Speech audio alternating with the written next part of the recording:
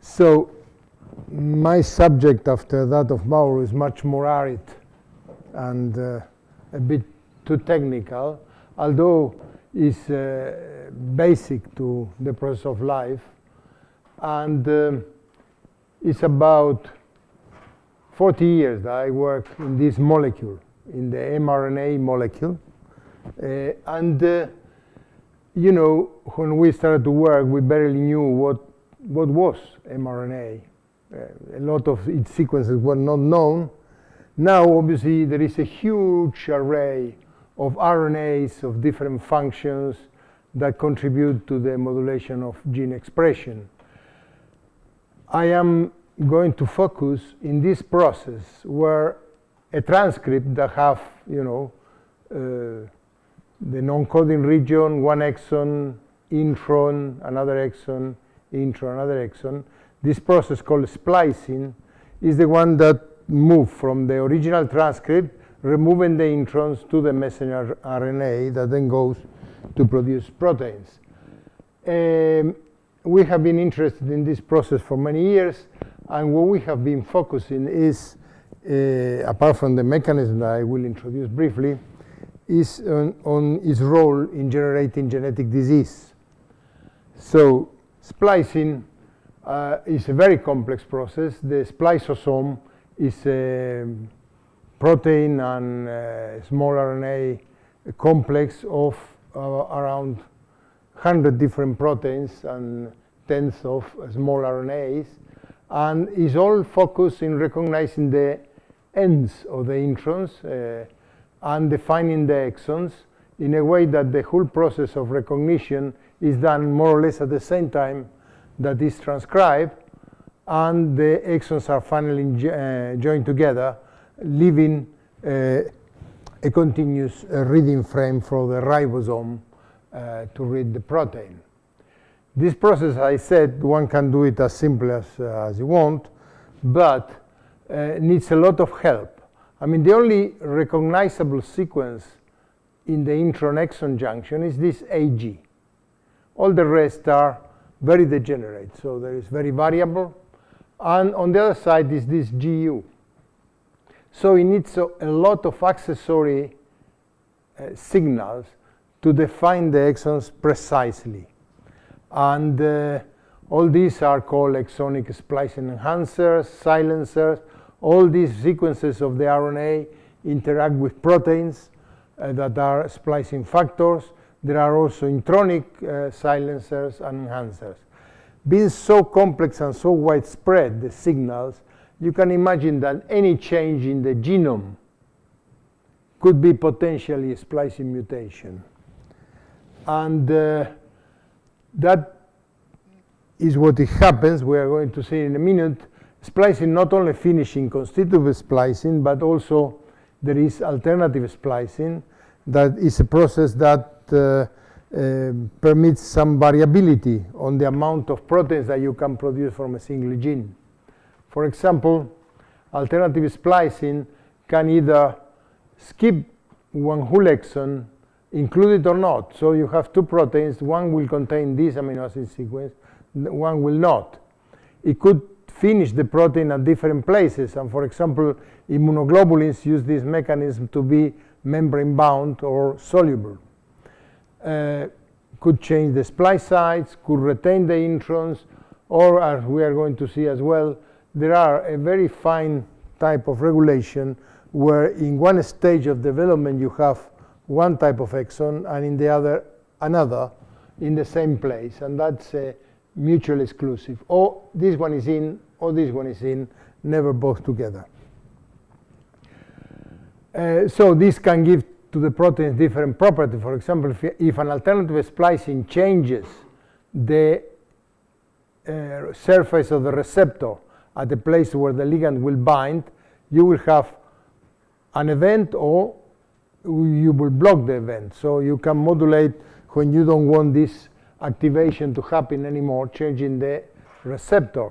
The same is valid for the ligand. Could have the sequence that fits the receptor or may not. And this, we'll see also some examples. It happens in the for example, in the ion channel activities, you can have an ion channel that gets the flux of ions at a certain level.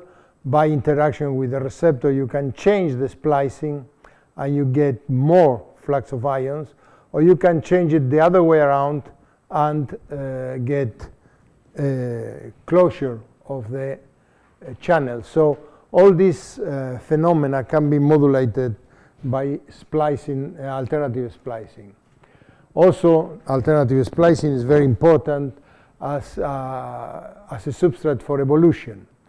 I mean, you can have an exon that is always included, or at times, for example, is not included. Maybe this originally has been made, and this one is included only in a portion, you know, through some mutation. Evolution starts to select the inclusion of this. If this is favorable for the survival of the organism, then it will be maintained. And maybe if it is better than this one, we'll replace it completely, or may maintain both. So it's quite an important substrate of evolution, the possibility of changing your proteins through this process. Obviously, all this flexibility comes to a price, and as I was saying before, there are many vulnerable points for mutations to happen. And as you can see, there is many mutations in many genes that produce human disease. For example, some of them, like in frontotemporal dementia and Parkinson, of the inherited types, 1/3 is splicing mutations. So changes in bases that control splicing. I want to mention one that I was involved in a long time ago, the thalassemias, because actually the first RNA processing defect that was described, or one of the first at least, was a mutation in the polyadenylation site in a Saudi Arabian patient. So I thought that it was quite relevant to the audience. This happened in 1983. I was in Oxford at the time, and a colleague of mine described this mutation. In the 3' UTR of the messenger, there is this signal, that is the signal of polyadenylation, and one patient that we have with alpha thalassemia have this single chain, A to G. And that was enough for polyadenylation not to be efficient, for the mRNA to be degraded, and for alpha globin not to be made. And this person has alpha thalassemia. Obviously, there are many other genetic diseases of this type. I am going to give you a couple of examples.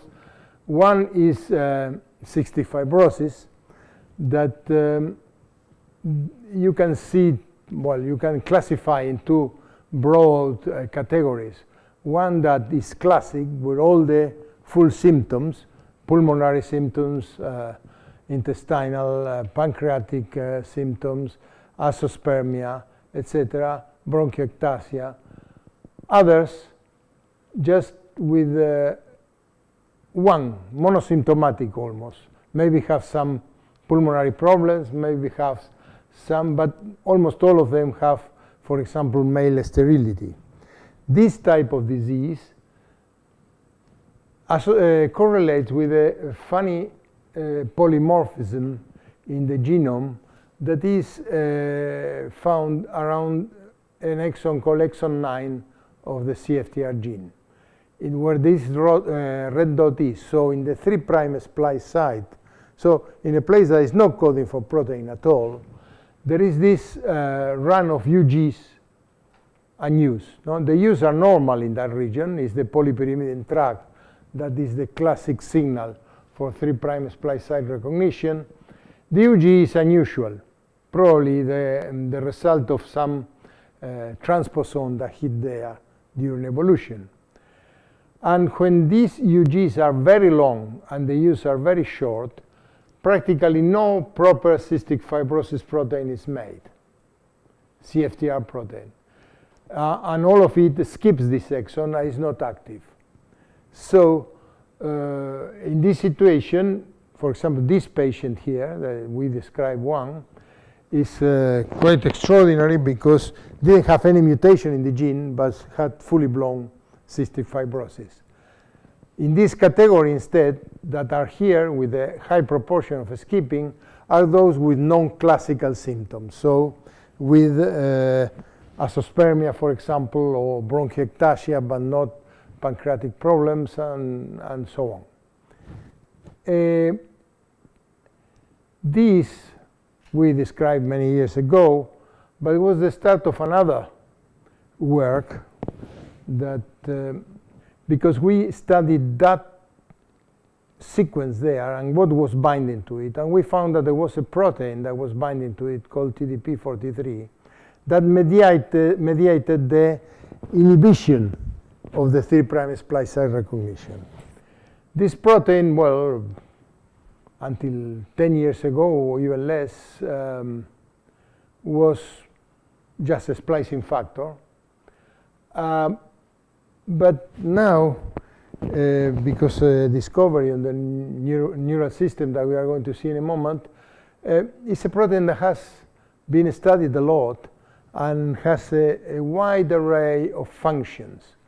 One is in splicing, like I just have described, has some function in transcription, interacts with many other splicing factors, HRMPs,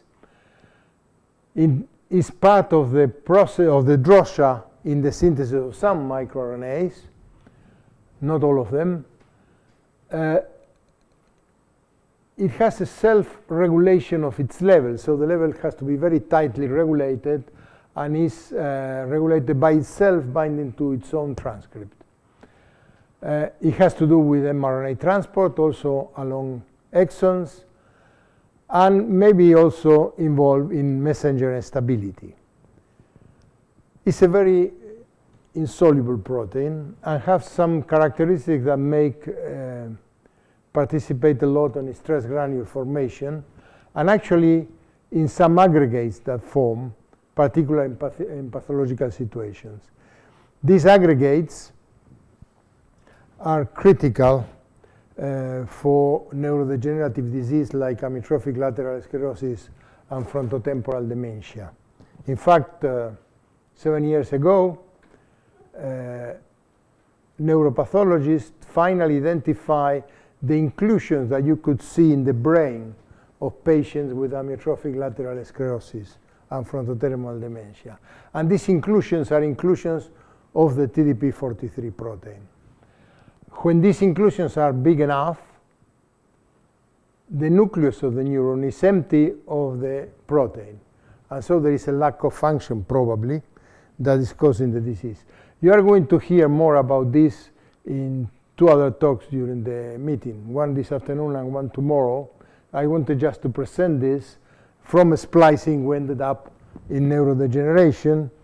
And actually, from knowing the process which with this protein is acting, so function in the nucleus, shuttling to the cytoplasm, maybe to transport messenger RNAs to the neuromuscular junction, for example, when it starts to be insoluble and gets the newly formed protein in the nucleus, gets trapped in the cytoplasm in these aggregates, you cannot get the protein going back to the nucleus until the capacity of the nucleus to produce the protein is overcome, and there is a loss of function because there is not enough protein. All the protein is being stuck in the cytoplasm and is not in the nucleus.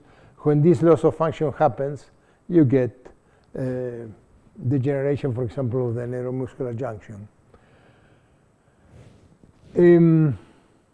You are going, as I said, to hear a lot more about this later, so I will stop this section there and go to another nervous system set of genes, that those are the voltage-gated sodium channels. These sodium channels are peculiar in the sense that they have, many of them have mutually exclusive exons. I show you in the, maybe too fast, in a slide before, that there are some sort of a splicing where you can include one or the other. These voltage-gated channels have two forms of the exon 5. 5 neonatal and 5 adult. This exon 5 is part of the sensor of the voltage in the voltage-gated. So 5N, the neonatal form, is less excitable than the 5A. And actually the exons differ very little. So these are sodium channels, and exon 5 is this sequence here, more or less. And if you look at the sequence of these two exons, neonatal and adult, you see that differ in 2-3 amino acids at the most. So the work that we have done, most of them are in the central nervous system. Some of them are in the cardiac muscle, like the SCN5A, and this one also has to do with cardiac conductivity and the cardiac rhythm. The others are in the central nervous system, and this one here is in the peripheral nervous system and has to do with the sensory process. We are going to focus on that one. I mean, the voltage, the gene SC9A codes for a protein called NAV1.7 that is involved in the pain sensation. So if you hurt yourself, impulse signaling pain is sent to the brain, and the conduction of this impulse is through, in part, activity of this channel. And obviously, according to the form of the channel, neonatal or adult, you will have a different activity of the channel and hence a different perception of pain.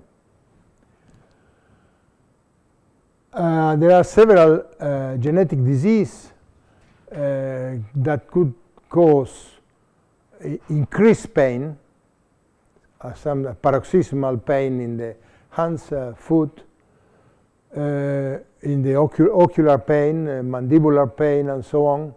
These are autosomal dominant mutations of the channel here. In other cases, you have absence of pain. That is also very dangerous because these people get hurt without realizing. And that's again because mutations in this gene. This increase the activity of the channel, this decrease the activity of the channel, these mutations. We have been studying the modulation of this mutually exclusive splicing to see if through that we can modulate pain as well. If we can learn how this change from one neonatal to adult happens, we may be able to reduce pain, modulating that through drugs or other things. This gets now a little bit technical. Probably I'll skip a few of them. We have mapped all the elements that are needed for this modulation during development. I mean, adult form is mainly only in the dorsal root ganglia, and not all the channel is adult form. There are different percentages. So it's very specific, and we can mimic that in vitro in cells, in transfecting cells, and you have this will be a double inclusion that never happens in nature, the neonatal or the adult. And to study that, we have to resort to some tricks. This is the neonatal band. This is the artifactual, let's say, double inclusion because of the artificial system. And these bands here, after digestion with an enzyme, represent the amount of adult gene that you have. We have studied a lot of the effectors of this.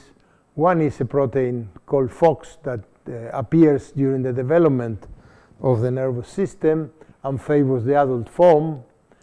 Another is an enhancer on the adult form that promotes its inclusion.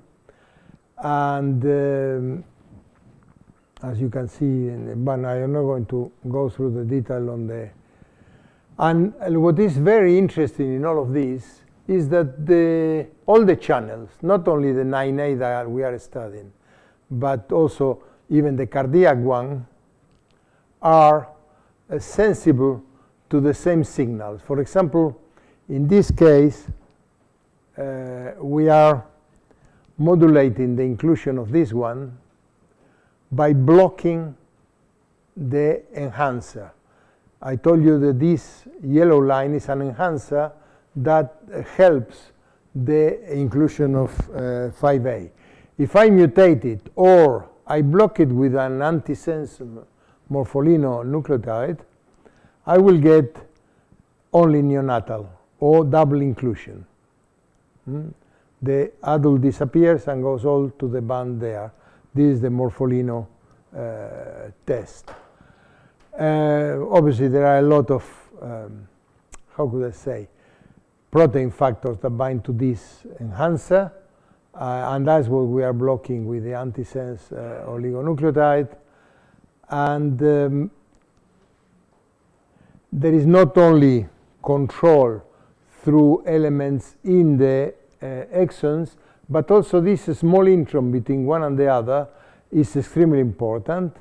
We found again here our favorite sequence, that GU repeat.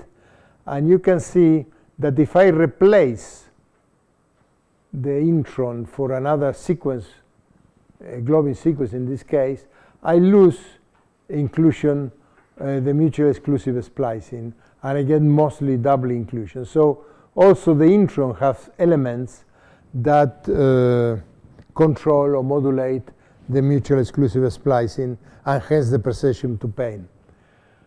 One of the elements is this one that interacts with the protein called ETR3 or SELF1. And what this, I think I skip this, and I want to show you more or less the model that we reach after a lot of those experiments that we don't have time to go through now. I mean, essentially, there is an inhibitory sequence that modulates the neonatal, a positive sequence that modulates the adult, a sequence in the intron that inhibits the adult and promotes the inclusion of neonatal, and a sequence in the downstream intron that promotes the inclusion of the adult only when this protein FOX is present. That is only present in the mature nervous system. So there is this switch.